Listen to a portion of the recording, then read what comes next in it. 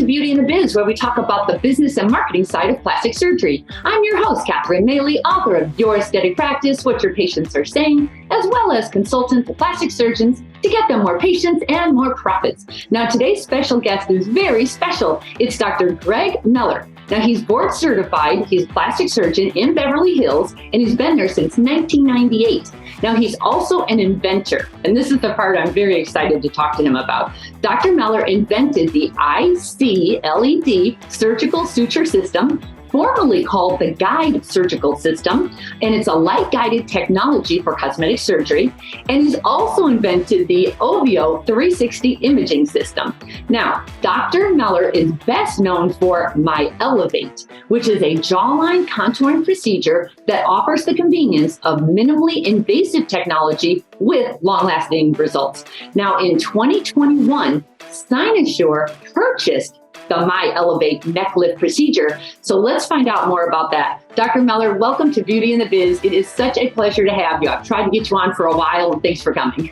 Oh, Catherine, thank you. And it's such a pleasure to be here. And I'm excited to talk about, the innovations and my practice here in Beverly Hills and any questions you might have for me. So let's let it go. All right. So it's the inventor part of that, because most surgeons, I will just say, generally speaking, they're a fairly like a finite linear kind of thinking group. And in your case, you've got to be pretty creative to be inventive. How in the world are you coming up with these ideas? You know, Catherine, I grew up in Nebraska and was the fifth of five kids, the youngest.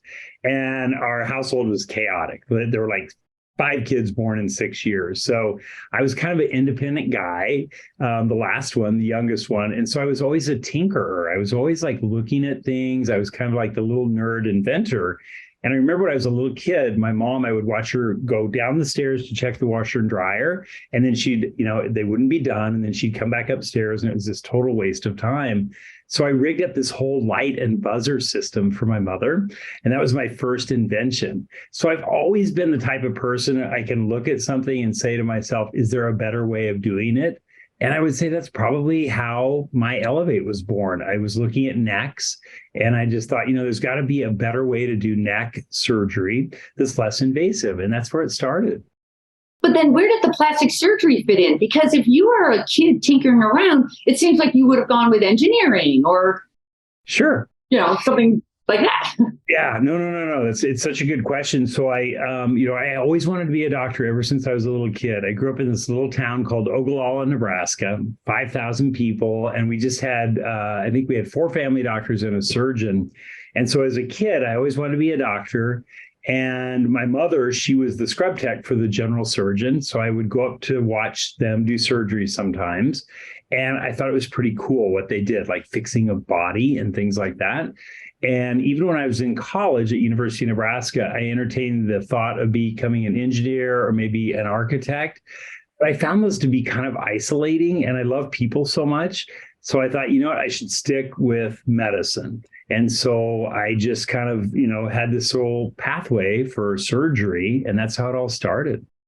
So now you're a surgeon in Beverly Hills, I might add. We'll talk about that a little later. So you're doing surgery, and you're literally half of your brain is doing the surgery and the other half is trying to figure out how to make it easier, better. How did that come about, the MyElevate? Yeah. So, I finished at USC in 1998 and went into practice here in Beverly Hills. And, right off from the start, I just thought, the neck procedures I felt were pretty invasive.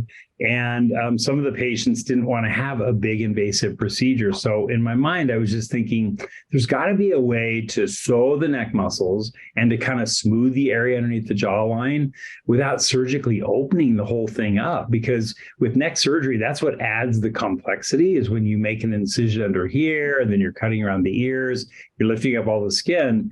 And the only reason you're doing that, especially in the front of the area, is to see the muscles to sew them. So I thought there's got to be a way to sew the muscles without directly opening the neck. And that's where it all began. And that was way back. That was like back in 1999 to 2000 when I started thinking about it. And then how long did it take you to actually do it on a patient and Sure. make sure it was really something effective?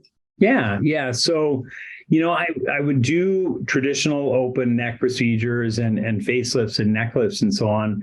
And then back in like early 2000s, I started placing my endoscope in just to look at how things looked underneath the skin, because I thought maybe I could endoscopically, sew the muscles together, because I knew that, people were doing endoscopic brow lifts, which I was as well then.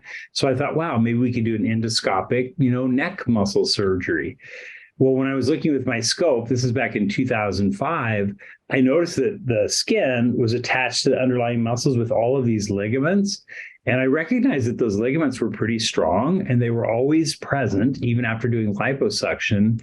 So then the thought came in my head, wow, I could wrap the sutures around those little ligaments and use that as an anchor.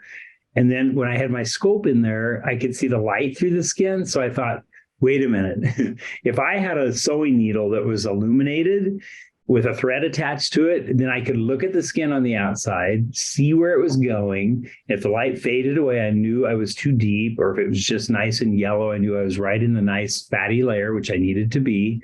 Then I could use that as my directional guide. And so that's how the whole idea was born, was looking at endoscope and studying the area underneath the skin. Was that your other invention, the light? No, well, yeah. Oh, yeah. That's, the IC LED kit. Mm-hmm. IC means I see with my eyes, like I see, and then LED light. So the surgical kit it's not an endoscope. It's basically just an illuminated sewing needle and thread. And so that tiny little sewing needle, we pass it underneath the skin, and the doctor looks at the light shining through the skin to determine exactly where they are. So do those two go together, or is My Elevate including that light, or can you do it without? Yeah, so you can't do the My Elevate procedure without the light, because you need the light guidance to accurately place the suture material right onto the muscle. And that's the whole cornerstone of the technology, is being able to use light guidance to deliver the suture material right onto the muscle, as opposed to just passing a probe through the skin. It's very unpredictable. So you wouldn't know if you were too deep, if you were too shallow. And the whole key to the success of the procedure is accuracy and, reproducibility. So that's how the light works. Now, how much do you consider that minimally invasive? But there is an incision, right? Yeah. So it's minimally invasive, meaning that everything's done through little needle punctures. And if there's fat to be removed with liposuction, then we'd make a tiny little stab incision with a 15 blade. And those are very small scalpel blades. So those would be considered tiny little stab incisions or incisions, but they're so small we don't even need to put a stitch in them. But the suture system, the My Elevate, is all placed through tiny, a little bit smaller than 2 millimeter punctures, and none of them need a stitch. They heal within just a few days, which is really cool. The patients must love this. They love it. I'm telling you. I just saw someone today who she's on the red carpet. This is Beverly Hills, and she was just horrified of the idea of having incisions around the ears. And she came in at the right time, because My Elevate works for somebody who's just starting to see some aging underneath the chin. And so we all use a laser to tighten the skin. I love using Precision TX, which is a laser fiber we pass into the skin. So now she can have a procedure without any telltale signs, and a quick recovery too. So who's the best patient demographic for this? You said who's just now feeling it, like they're not facelift candidates, but there's something going on. Like, how do you decide who's good for face or for like My Elevate versus, I don't know, skin tightening or a facelift? Sure. No, and it's a really good question. So if you think of My Elevate, let's just think of it as a minimally invasive, percutaneous, light guided way, a lot of words, to sew the neck muscles. Okay. So in a person who's just starting to show some signs of aging, it's a great way to sew the neck muscles by lifting and shaping them without opening the neck. And we would combine that with a laser to tighten the skin envelope, or we could use radio frequency, or we could use something like J-plasma or Renuvion, or we could use Vaser to tighten the skin. Now, in my practice here in Beverly Hills, the majority of my practice are facelifts and neck lifts. So I still would remove skin around the ears, but I never open the front of the neck, which is great. I always use my Elevate to address the muscles. So my Elevate is really a way to address the muscles underneath the skin without having to open the skin. So it can be combined with skin removal or non-skin removal. Or in a younger patient, you can reshape somebody's neck that they inherited from their parents that's not real desirable. You can give them like this new snatched jawline. So how did you present this to your patients? Or did you tell them that you have a different way of doing a neck lift? Because some of this is patient education too, isn't it? Aren't you trying to explain, well, you don't need a full open, facelift. You just need a little something, something. Like, how are you explaining that? Sure. Yeah. In the over 15 years of development of this technology, in the very beginning, I had patients who complained about the little incision under the chin. And so after I'd studied the area with the scope, I figured out that I could attach a suture onto like a rod, just a normal surgical rod that you'd use in the operating room. And I was able to just lace the back part of the neck area without having to open it all the way back. So the patients were very willing. They said, oh, that's great. If you don't have to open it all up, just use that. And then over a several year period, it just advanced where eventually I was able to lace it all. And then we published a paper in the Aesthetic Surgery Journal in 2012, and that was using just a solid rod without a light on it. And the revision rate was like 15%. So that's a lot, right? You don't want to have 15% of your patients have to come back for a touch-up. Nothing bad happened, but they just didn't have like perfect results like I want. So then that's where the light guidance came in. That's where I realized we have to have the light. So we got our FDA clearance for the light, and that was in 2009. So from 2009 until today, everything is done with the light guidance, and now the revision rates are less than 5%. So it's pretty amazing. That's fantastic. What's the learning curve like? Because it sounds complicated. What is it like? Yeah, it's, if a surgeon is expert in the anatomy of the neck, which is key, right? Because we want safety and we want our patients to be well taken care of. That's the number one criteria for someone who's going to perform my Elevate. Then the second one is the surgeon has to be knowledgeable and experienced and doing liposuction of the neck. So my Elevate is performed in the exact same location as liposuction is. And that's what makes it so safe, because we're not down around the nerves. We're actually on the top of the muscle, which is safely away from the nerves, which lie deep to the muscle. So any surgeon who is skilled in surgery of the neck and knows how to do liposuction is a great candidate. The learning curve is fast. Usually if surgeons do 5 to 10 procedures, they feel very, very skillful and very confident in their technique. So that's the nice thing about it. It's a quick learning curve. Huh. I'm fascinated with that. I should have known that before I had my neck lift. Oh, that's all right. But see, we might have used my Elevate to address the muscles underneath. But you look amazing. So they did a great job. Well, if the facelift starts going, is it like a post facelift kind of thing as well, where you're just trying to do touch-ups to keep it all tight? Yeah. So, there's actually 4 different patient groups who are great candidates for my Elevate. Younger, genetically less desirable neck contours. We can change that. Then the sort of the middle group, those are the ones where a laser will tighten the skin, or radio frequency or plasma.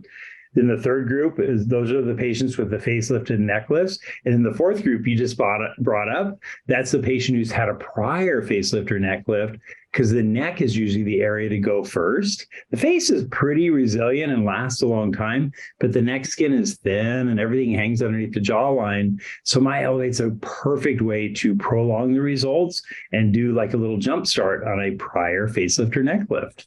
Okay, good to know. I might need to. Yeah. All right. Come to Beverly Hills. I would love to take care of you. Yeah, well, don't be surprised when I show up. Yeah. So this is the part I'm really interested in. You can have a great idea, but selling an idea to another surgeon, a surgeon to a surgeon, it can go both ways. Either they trust you implicitly because you're also a surgeon, or they can't stand that you thought of something and they didn't. So there's some resistance, or they just don't want to make a change. How did you market this, or how did you introduce this to other surgeons?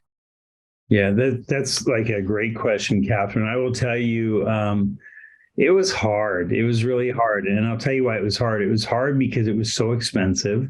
Oh, To go through the FDA and to get patents and trademarks, because you need to protect it. Once you have this investment, you've got to protect it. So you've got to do those things. And then to go through the FDA, it's a very expensive process. We set up our own manufacturing process here in California. So our factory is about 50 miles from Beverly Hills, right here in California. And literally, I was down there on the assembly line making sure that each person who was putting it all together was trained to do it perfectly because it's a medical device. So the time and effort and money that went into it are just unbelievable. And that was something I did not really understand. So that's one big part of it. Then the other one is getting surgeons to open their minds to think about a different way of doing things. Surgeons by nature, which is a good thing, we're very conservative and we're very safe. We don't want to take risks with our patients. We don't want to experiment with a patient. And we usually do what we were trained to do in our training programs. That's like our foundation. So it was enormously difficult to push the cart up the hill, to get surgeons to see that it was a viable alternative and to get them to actually try it. So it's tough. It's very tough. And, you've got to publish papers. You've got to find reputable surgeons who believe in it, who will talk about it. It can't just be from you, because every surgeon thinks, they look at you and they're like, well, of course he believes in it. He has money in it and he wants to make money. And it's not about that. It's about getting something accepted in the medical world, which is conservative by nature, and getting surgeons to adopt it. And it's been quite a journey. And I feel like we're just, over the hump of that. Cynosure has helped a great deal.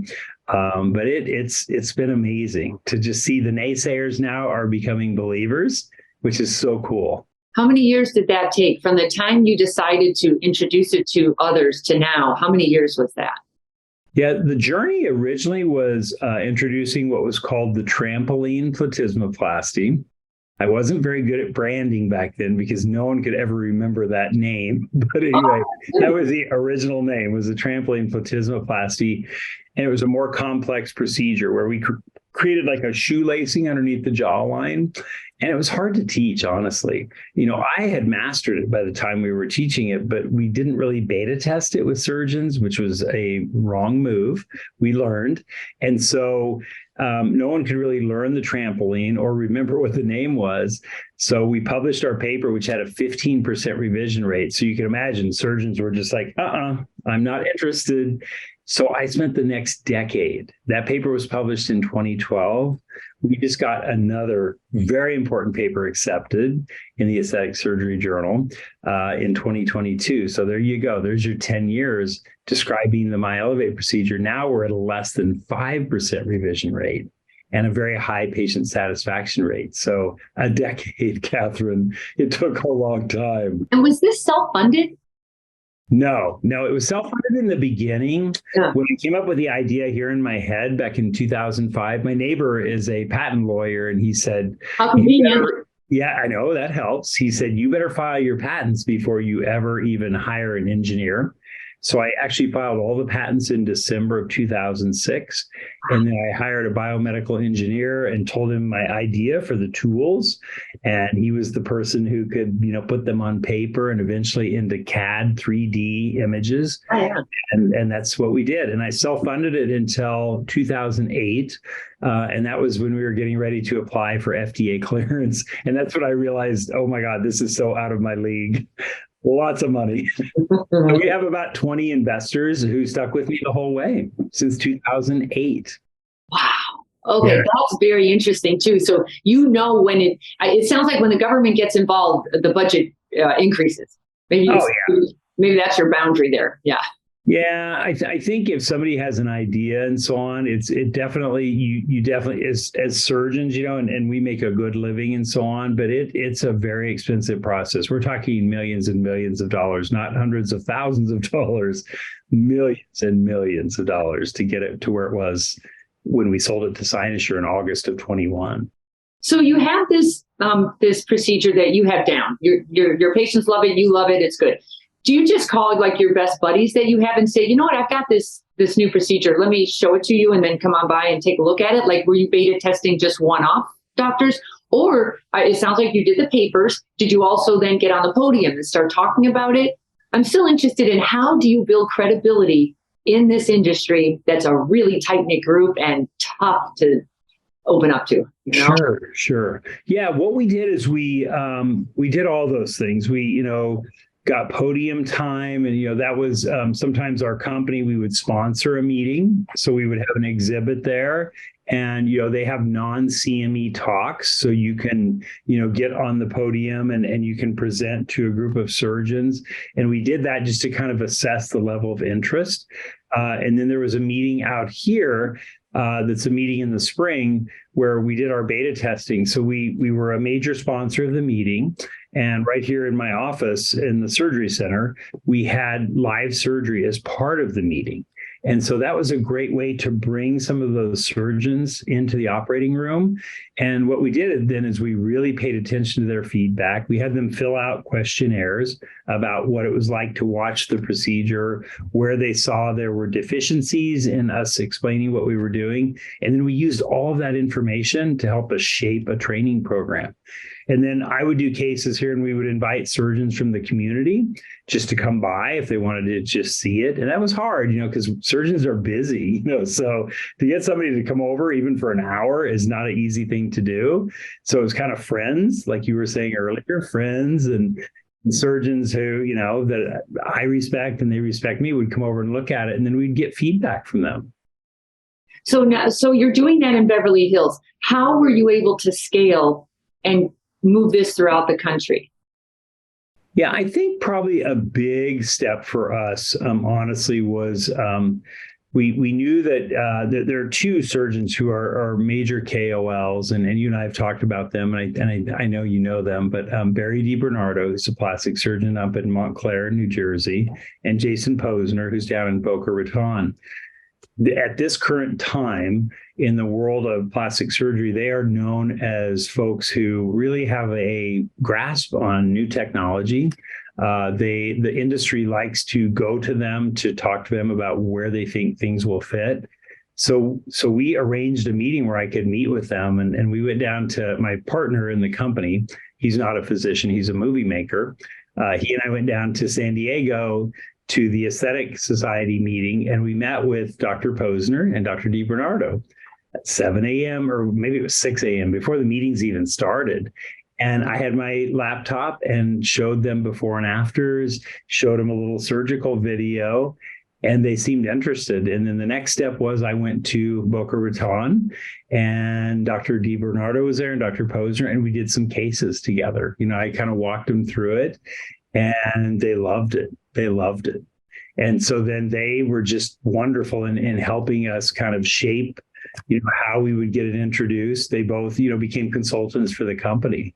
But I think that was a key step. That was a giant leap right there with them.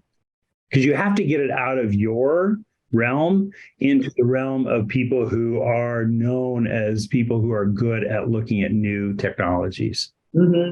And the plastic surgeon's world is different than the facial plastic surgeon's world. That's different than the cosmetic surgeon's world. So do you tap into all, or are you just focused on plastic surgeons, or what kind of surgeon do you have to be to perform MyElevate? Yeah, so the two major groups for sure are the plastic surgeons, my group, and then the facial plastic surgeons, because we identified those groups as the most proficient and expert at surgery of the neck, and the ones that would be, safe and well-trained with a great foundation of education. But you have to be realistic and realize that there are other surgeons who are doing neck lifts and facelifts and liposuction of the neck. So we kind of hand select and seek out surgeons who might be oculoplastics, because they are very well trained as well in anatomy of the neck, and then also dermatologic surgeons. And, just like everything, there are great plastic surgeons and not so great plastic surgeons. There are some oculoplastic surgeons who are great, and some who aren't or whatever. So we really try to vet and find the ones who are proficient in this area because we want safety and we want efficacy. So we started out in the facial plastics and plastics world. And then once you're out there and you're on the podium, and you get some facial plastic surgeons doing it and they love it, then they get, they may speak about it on the podium, which is very effective because it's not my voice, it's another person's voice. And that's how you make it go. And that's kind of how it's happened. It's been very organic that way. Well, it was organic, yet you were able to scale enough to get Cynosure's, attention. Yeah. So yes. How did that happen? Because that was your big coup, wasn't it? I mean, yeah. Oh yeah. So it was crazy, because we had beta tested at the meeting here in Los Angeles. So we knew we had a training program that would work. We fixed a few little glitches in it and we thought, okay, it's showtime. And we had Barry DiBernardo and Jason Posner. We had some great podium time at meetings that were coming up. And then a little thing hit us called the pandemic. And so it was like early 2020 and we're like, oh no, we're finally ready. And, it's been over a decade and now this is happening. And I remember calling my partner in the company, Ted Galliano, who makes movies. And I told him, I said, I think we should just shut down the manufacturing and conserve cash. And he said, no. He said, and he makes movies, so he understands big productions. He said, oh, no. We need to manufacture a lot of kits, get them on the shelf, because he said there's going to be a supply chain shortage. So he said, this is the time to do it. And the factory, they were so happy because we were the only company who were building up, even though the world was shutting down. And that was the best thing we ever did. And what we did is we did like a virtual launch. So we had these Zoom meetings because we knew doctors were not working full time. We knew they were at home. We knew the culture was switching to Zoom. So we had these webinars and we had this cadence going where we had something going every couple of weeks at the same time. And we built this following. And then we developed some nurse trainers who would actually go and help the doctor with the kit to teach him how to use it. And so we were able to do virtual training, do live surgeries that we would, show on Zoom like you and I are doing right now. That was enough to where doctors saw it, so they were interested, and then they would buy the kits and the nurse would go to their office and help them with their first 2 cases. And it worked. We had 30% growth in revenues every quarter for 6 quarters. Oh my God. 30. Oh yeah. So it attracted the attention you can imagine of not just Cynosure, but 3 other major companies. And, through non-disclosures, I can't say who, but anyway, we were negotiating with all of them and we were doing all these little, meetings and whatnot. And Cynosure, they were the first ones who threw a proposal out and said, we don't want you to talk to anybody. And so, we had a quiet period and that's how it all came to be. And we vetted the other companies, but we felt Cynosure was the best match for us because they knew that this technology had to have a slow introduction. It had to be done in the right way where we chose the right surgeons and trained them. I think it would be the quality control, because The last thing you need is bad stories out there, bad reviews, sure. Or people complaining. That would be bad. Yeah. And, we've seen it. I mean, I know you've seen it in your lifetime, and so have I, where a new hot technology comes to market and the company overexpands and they don't really train well. And then suddenly you've got bad complications. So we knew that was not the model we wanted to follow. We wanted to follow a slower buildup, which is kind of hard, because everybody's in the business, especially corporations, to make money. But I loved it that Cynosure, they totally were on the same path as us, and they continue to be, which I love. Yeah. Now, when you sold to Cynosure, do you come with that package, or how does that work? Love it. I come with it, sort of. No, no. So I'm totally. So the company was, or the technology, the MyElevate technology was completely purchased by Cynosure, and that was a clean deal. And so I no longer run the company or anything, which is such a wonderful relief. But I have a separate deal with Cynosure, which was integral to the whole thing going through, where I'm a consultant for the company. So I just consult for Cynosure, and the deal was some cash up front, and then some shares in Cynosure overall. And then the company, our startup company, gets some royalty payments along the way, depending on performance. There's some milestones, but I'm not directly tied to it anymore, which is great. But I am a consultant, and it's to my benefit and to the company's benefit that I help them, and shepherd it through. So that's all part of the deal.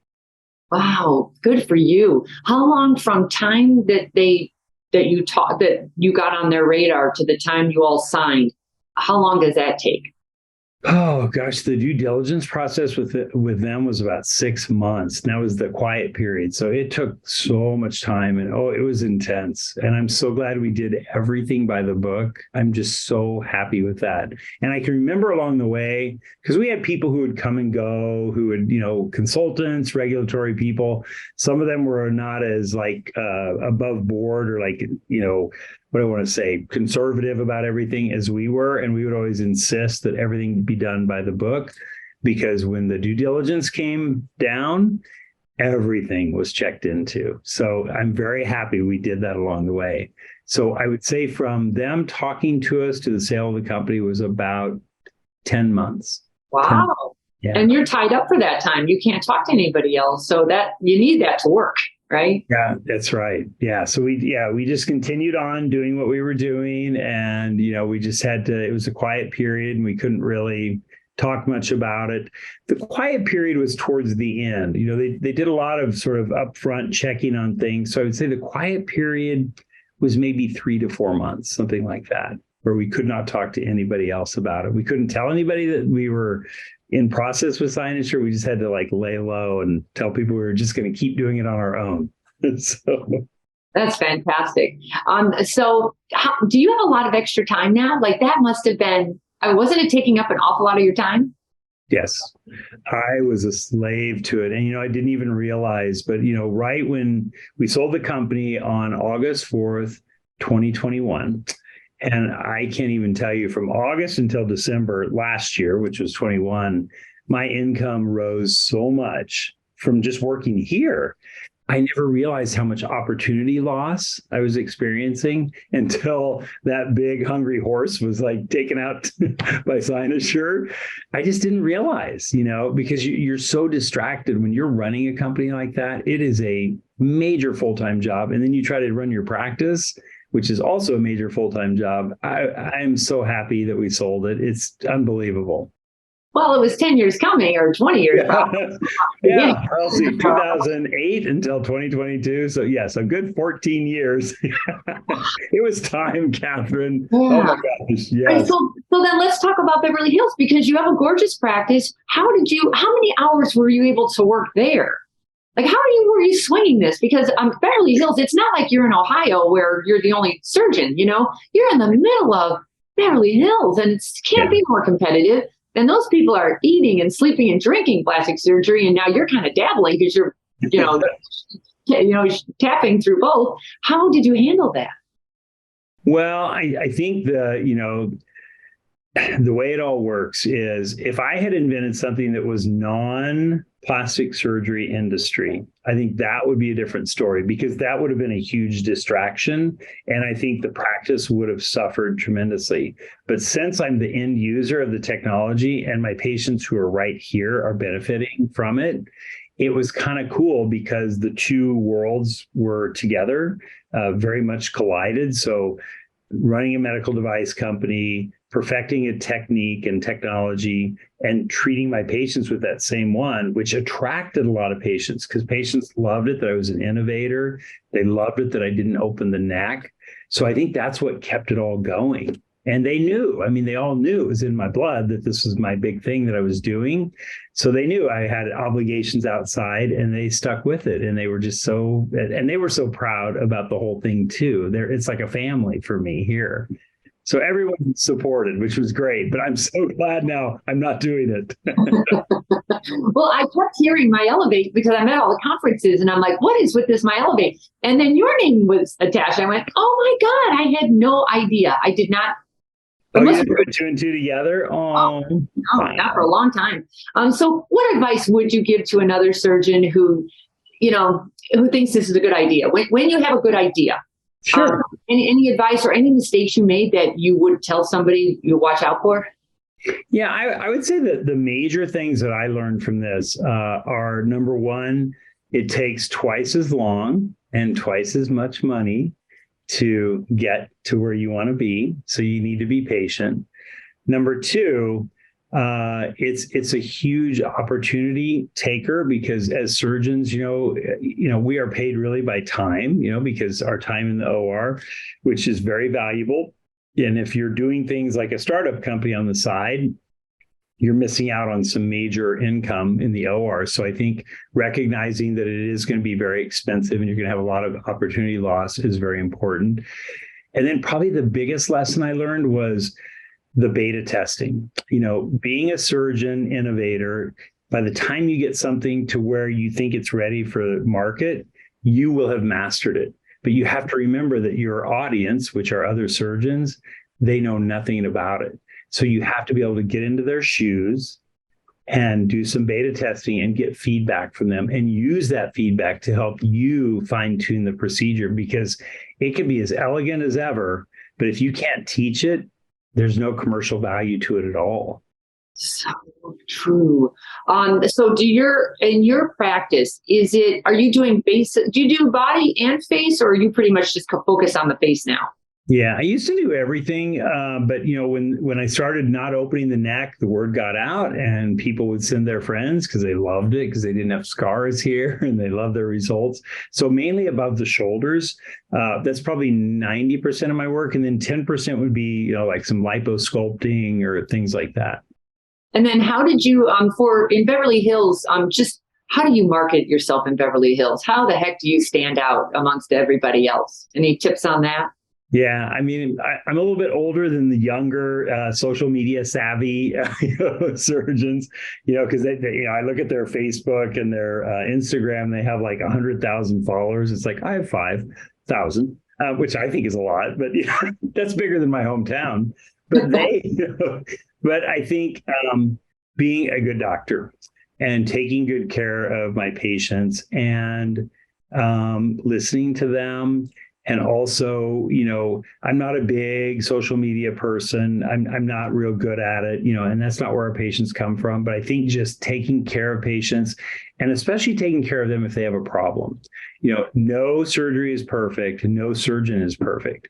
And I think some of my best referrals, in fact, I know this, have come from patients who've had a complication because I was there for them, and they know that. And, a lot of people have had other things done and their doctors they had before just kind of didn't show up, and I think that's a big thing. And being in Beverly Hills, yes, there's a lot of us here.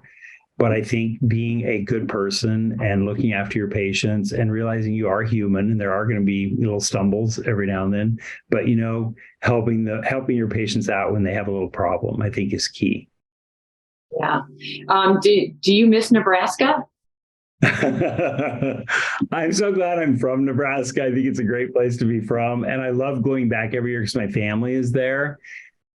I just think, if I were in Nebraska and I came up with this surgical idea, people there are more conservative. I think they would have said like, oh, he's kind of a kooky doctor. And, maybe that's where it would have laid and it would have been done. I feel like in LA and California, I feel like this is the technology capital of the world. California is. So I feel like I am blessed that I'm in this city and that I have friends who make movies and who make a lot more money than I do, who could see the potential of my dream, and were willing to support it. I think I would have had a harder time in a more conservative environment. And I feel like Nebraska is a more conservative place. And so I love it out here because of that. And I think it's helped me realize my dreams. Well, you had a lot of time to think. When you live in Nebraska, you have a lot of downtime as a kid. There's not a lot going on probably. So you just got to think more often.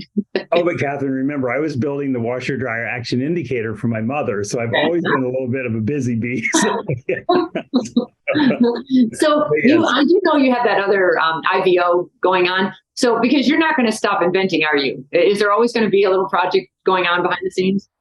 I mean, it's expensive. As I told you earlier, that's one of my teaching points of this whole process is realize it's twice as much and takes twice as long. I have the imaging system, the OVO 360 imaging system, which I'm very proud of. And it's very related to my Elevate. And I'll tell you why. When we published the paper in the Aesthetic Surgery Journal in 2012, when I was assembling the patient's photographs for that paper, even though I was very mindful and was trying to make sure they were all standardized, they're just not. When you've got a camera and you're holding it, and your nurse might take them one day and you might take them the next day, the angles are a bit off and stuff like that. I was so frustrated with that. So I built a camera for myself, basically putting the camera on a boom and putting the backdrop on the other end of the boom and a little lazy Susan in the middle. So it would just rotate around the face or the body. And I did that so I could, number one, always have standardized photographs, but also so that I could really study this neck procedure to perfect it. As I was building it, I thought, wow, a movie camera would be better on this boom because then I could look at motion, and see how when someone smiles, how the facelift alters the face, or with breast implants, how the breast implants move when someone flexes their pec muscles. So I built the first camera, and my investors for the neck procedure for my Elevate, remember I told you they make movies? They saw that camera and they said, oh, we'll pay to develop that. And I was like, oh my God, I built the camera for myself, not to be commercialized. And they were like, we've never seen anything like it. So that's how OVO was born. And they said, we will pay to develop it. And we did. And we, my partner in the company, he was president of post-production at Fox, which is the big movie studio here. And he hired one of the engineers who did some of the engineering for Avatar to really perfect the camera system. So the one I have in my lobby here is so beautiful. It's built out of aircraft aluminum, and it just sweeps around the patient and whisper quiet, and it does these beautiful images. So that's my other invention. And we're, right now marketing and selling those. I'm a consultant for that company. I don't manage that company. I learned from my Elevate that I don't want to run a company. I need to run my practice because this is where I love to be. So I do consulting for the imaging company, which is really fun. Boy, have you evolved, dear Lord. Dear Lord, good for you. I just congratulations. I've just been watching your career, and it's just been amazing. I wish I had a hidden idea myself, and I do, but they're never like consumer. Like I like to prefer to do things very complicated, that like only 100 people need. I need to go big. I need to find something big, big, big. Yeah. So my last question, Yes. tell us something we don't know about you. Wow, what you don't know about me. What would I say? I love to travel. I'm certainly loving teaching my Elevate now because I get to travel the world. I just got back from Australia.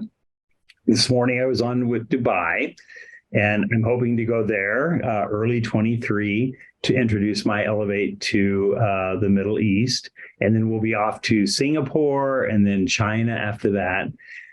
So I think what people don't really know about me is how much I love to travel and how much I have not traveled this far in my life because I've been working so much.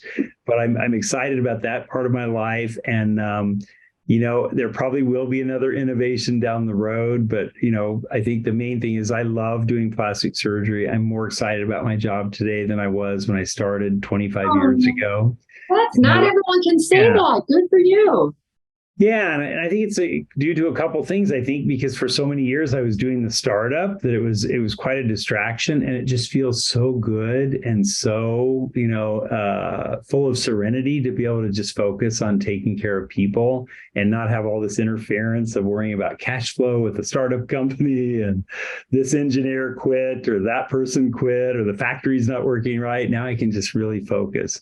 So I'm just loving my profession right now, and love my family too. I'm really close with my family. That's another thing that, I spend a lot of time with them, and I don't know. I'm just excited to see where the next chapter takes me.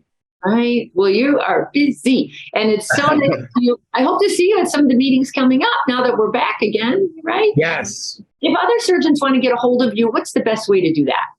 Yeah, I think that the best way would be to, I'm on Instagram. I'm a little bit addicted, even though I'm not good at it. And my Instagram is @the-neck-doctor, and it's all one word.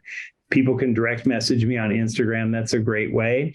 Or they can just call the office here in Beverly Hills. And the number here is 310-273-9800. That's a great way to get a hold of me. And other than that, it's just, I'm easy to get in touch with. Okay. With that, we're going to wrap it up. Thank you so much, Dr. Mueller, for being here with me. I really appreciate it. And everybody, that's going to take care of it for us. If you would like, please subscribe to Beauty and the Biz so you don't miss future episodes. And if you've got any feedback or questions for me, you can leave them at my website, CatherineMaley.com, or you can certainly DM me. I'm also not real active here, but it's Catherine Maley, MBA. Thanks so much, and we'll talk again soon. The fastest way to success is to model other successful surgeons who have what you want, but you can only see their results, not the path they took to get there. So you continue to jump from one thing to another, hoping to find something that will work for you too. But it rarely does. So try this shortcut instead. It's guaranteed to move you forward. I compiled my intellectual property to grow cosmetic revenues, everything I've gleaned over the years, into one playbook of the most successful practices and what they do to win. Go to cosmeticpracticevault.com and let's grow your cosmetic revenues.